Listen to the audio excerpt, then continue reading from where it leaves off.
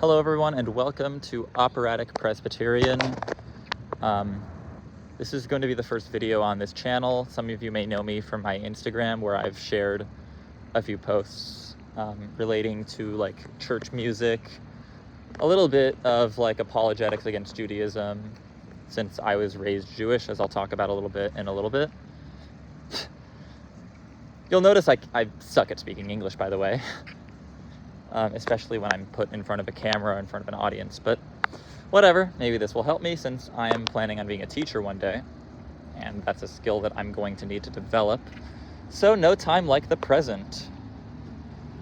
So I wanted to share a little bit about my background, about how I came from being raised Jewish to converting to Christianity, to becoming a Presbyterian, and eventually becoming PCUSA. And I wanted to share a little bit about that, a little bit about my reasons for leaving the OPC and joining the PCUSA. So to get started, I was raised Jewish, like I said. My parents are both Jewish. My mother is very religious, my father not so much. Both of my siblings are atheists, have been for a while. I converted to Christianity when I was 14 years old, back in 2021. I had gone onto the website Omegle, which some of you may be familiar with as having died lately. But back then it was still around. And I had a conversation with someone there. I had gone on there to just like mess around and play on my drum pad for people. Like I was a percussionist in high school, and I liked to just go on there and play for people sometimes. So I was doing that, and I spoke to someone on there who shared the gospel with me, and I believed it, and I became a Christian that night. And after that, I joined the group that had evangelized me, which is called needgod.net. I will talk a little bit more about why I left them in a little bit, but I joined them and I did all their evangelism stuff. And I participated in their live streams and their community for the following 4 years. After that, I started going to church finally, and I started taking like membership classes for baptism and stuff like that. And in those membership classes, I encountered ideas that were very contrary to the ideas that I had been taught by Ryan, who runs needgod.net. I encountered a lot more historic Christian ideas, a lot more traditional Protestant beliefs at this Reformed Baptist church.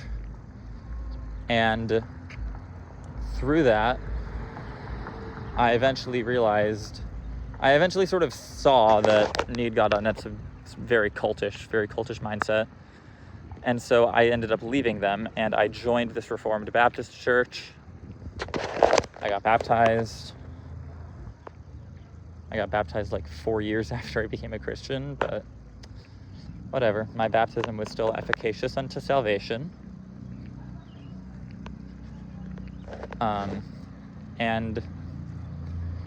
Eventually I realized, though, that infant baptism is biblical, so I became theologically Presbyterian, and a few months later joined an Orthodox Presbyterian church over where I go to college, which, by the way, I'm sure some of you have seen the signs. I'm walking around my college right now at the University of North Texas. I feel comfortable sharing that information. Maybe I shouldn't, but whatever. I don't really care. You guys can know where I go to school. It doesn't matter to me. But either way, what was I talking about? Sorry. These are very unscripted videos. I'm just yapping for a while. So I started going to the Orthodox Presbyterian Church. I joined it after receiving actually a warning from Redeemed Zoomer not to join it. He told me, like, dude, just skip the OPC membership, join the PCUSA, and I was like, no. And but during this time, I also visited 2 PCUSA churches, and I really liked both of them.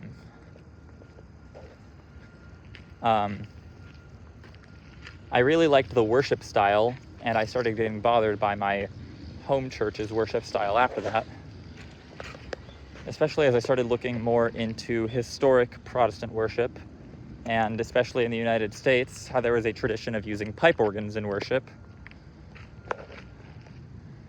My home church used a piano and a trumpet and a trombone.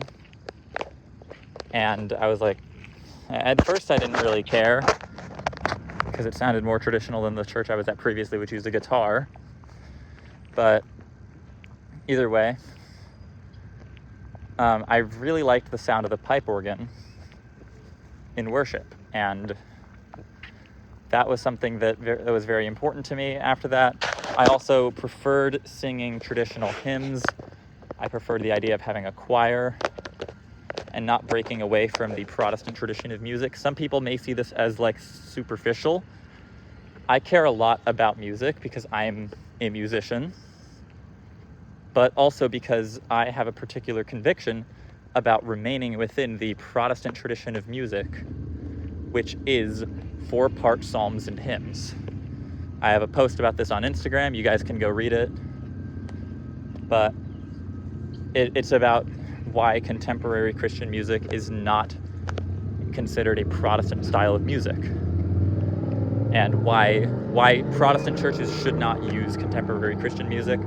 But what happens is a lot of churches in what are like the conservative offshoots, like the Orthodox Presbyterian Church or the Presbyterian Church in America, the PCA,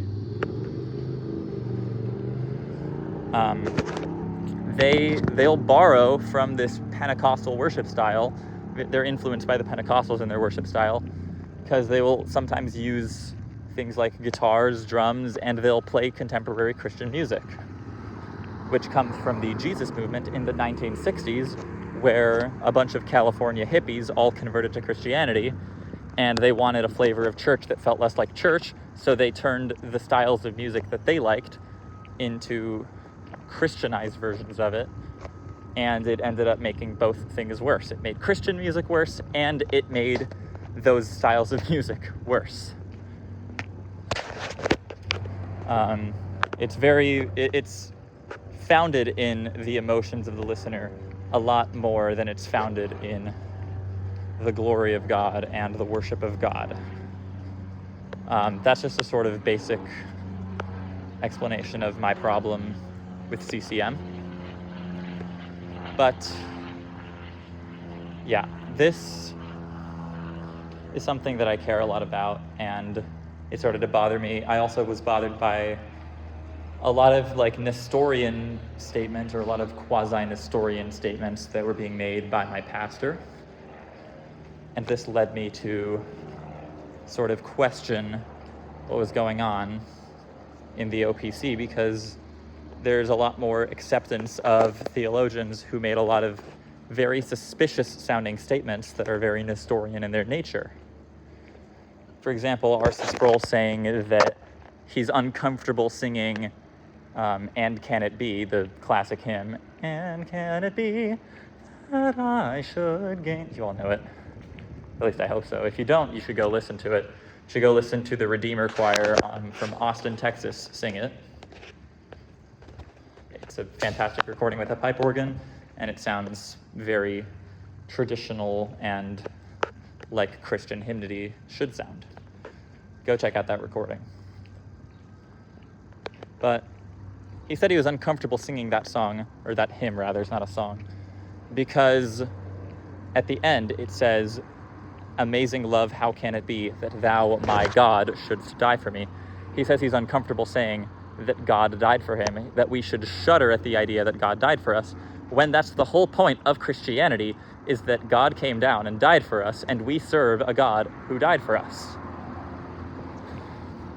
You can't make this stuff up. R.C. Sproul has made some very problematic statements. So has John MacArthur, who a lot of these churches also are fans of, and people like Matthew Everhard will praise them as like very, very sound Orthodox Reformed theologians, when John MacArthur was not Reformed to begin with because he was a Baptist.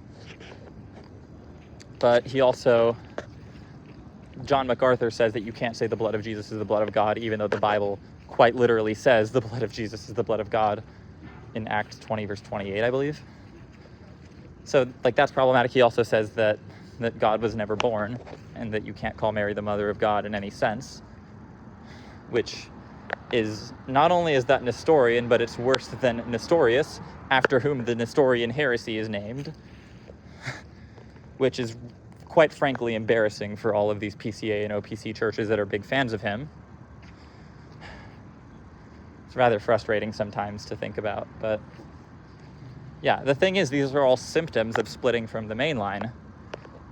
They also make statements that are very, like, quasi-sacramentarian, where they say that the sacraments don't really have much efficacy at all. Like, you go to a PCA church and half the time you'll hear, baptism doesn't save, it's just a sign and a seal, which is wrong. Like, baptism saves. This is a historic Reformed belief.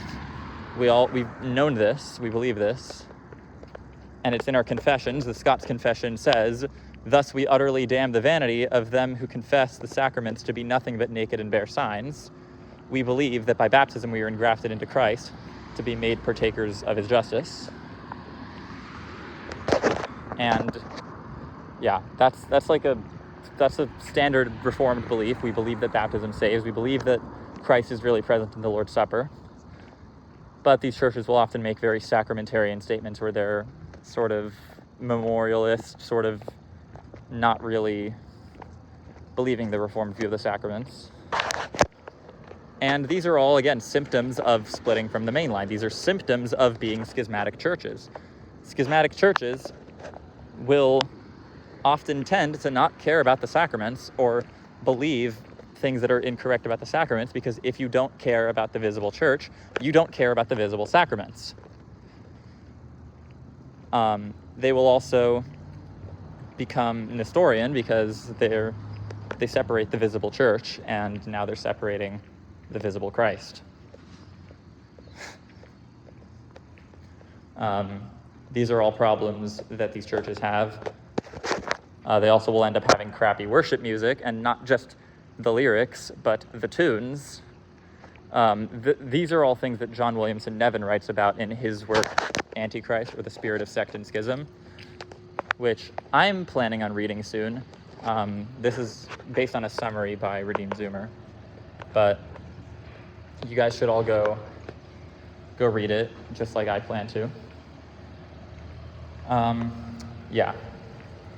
So these are all symptoms of their schismatic nature, and there are a number of other problems. They also normally care more about soteriology than Christology. But either way, all of this has led me to the conclusion that I cannot remain in the Orthodox Presbyterian Church because that church is stained with their schism. And you know that they are schismatic and stained with schism because they schism endlessly. The OPC schismed 3 more times after it was founded. So this is a consistent problem. Fundamentalists can't agree on the fundamentals, so they split from each other because the different fundamentalists disagree on the fundamentals. And that's what happened with the OPC. It's why there are a billion different Presbyterian denominations instead of there being the one liberal one and then the one conservative one. They schism endlessly because their schisms are not necessary. Again, if their schisms were really necessary, why would they not just unify? And they can't do that. So this is why I am joining the Presbyterian Church USA, the mainline Presbyterian Church, the Church of John Witherspoon, the Church of John Williamson Nevin, the Church of Francis McCamey, the Church of every Presbyterian in the United States, except for like the RPCNA and some real weird fringe groups. But that is why I am joining that church. God bless. I hope that you learned something from this video, and I will see you all in my next one.